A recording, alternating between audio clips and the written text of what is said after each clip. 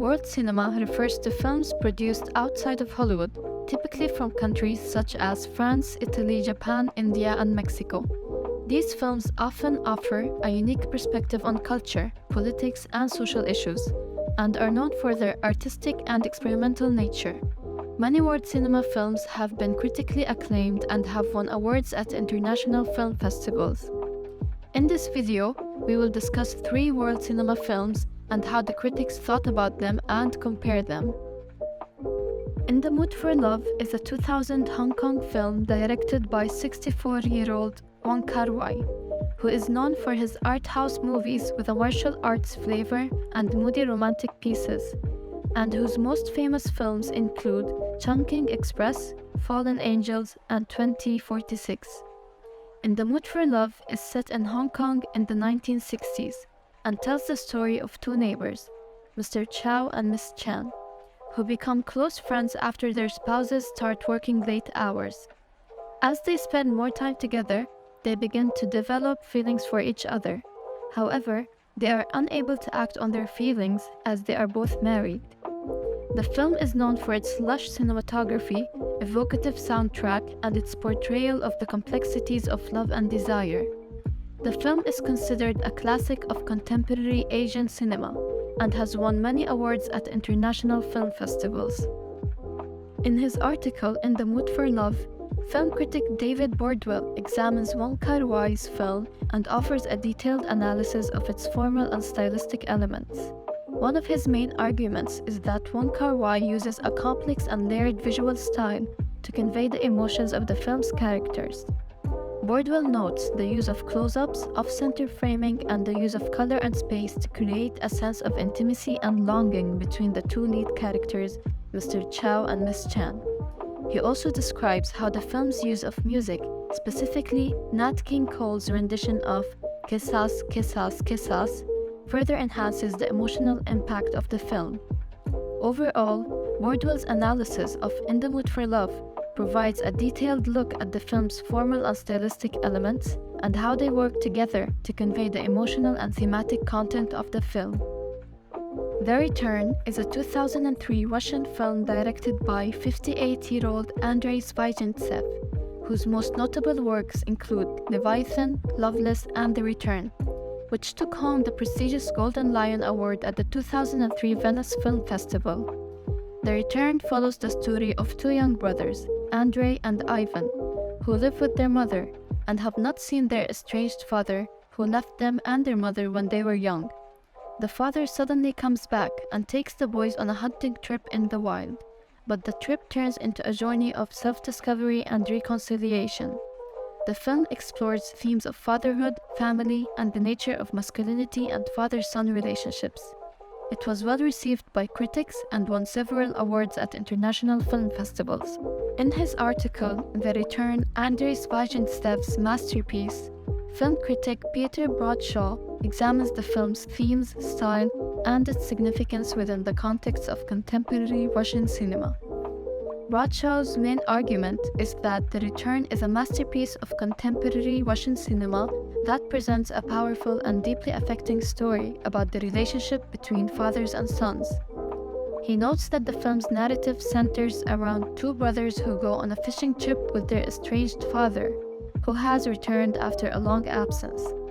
He praises the film's imagery and cinematography, highlighting the way the film's stunning landscapes and natural beauty are used to reflect the characters' inner turmoil.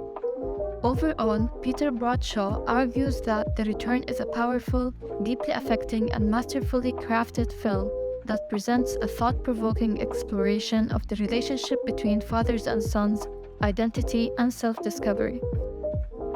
Café Lumière is a 2003 Japanese film directed by Taiwanese director Hao Xiaoxian, who is a key figure in both Taiwan's New Wave cinema movement and in world cinema, and whose top-rated films include Flowers of Shanghai, Goodbye South Goodbye, and A City of Sadness. Café Lumière tells the story of a young woman named Yoko, who is pregnant and studying in Tokyo. She becomes interested in the work of a deceased Japanese author named Hajime, who wrote about the city of Yokohama. The film explores themes of nostalgia, history, and the relationship between Japan and Taiwan. It is considered a subtle and contemplative film with a focus on the everyday lives of its characters. In his article, Café Lumière, A Study of Modern Life, film critic Tony Raines examines the film's themes, style, and its significance within the context of contemporary Japanese cinema. Raines' main argument is that Café Lumière is a reflection of the cultural and social changes that Japan has undergone in recent years, and how these changes are affecting the lives of ordinary people. He notes that the film's central characters are all struggling to come to terms with the rapid pace of change and the loss of traditional values. He also points out that the film's focus on the city of Tokyo and its use of the city's mass transportation system serves as a metaphor for the characters' sense of isolation and disconnection from one another.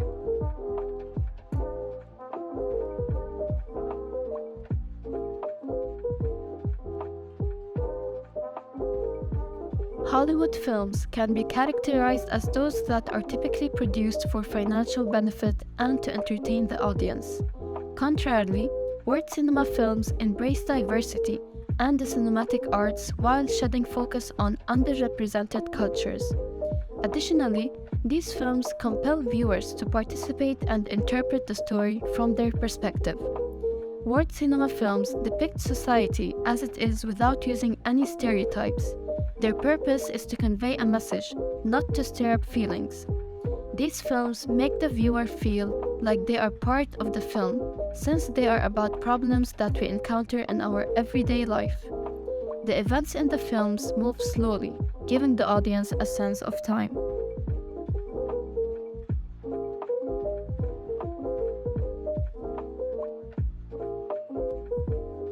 All the films are directed by masterful directors, but the stories and themes are quite different. In the Mood for Love is a romantic drama, The Return is a psychological thriller, and Café Lumière is a drama film with a focus on family and cultural identity. Moreover, all of them are discussing relationships from different perspectives. For instance, a father and his children, parents and their daughter, and a man and woman who are in love with each other.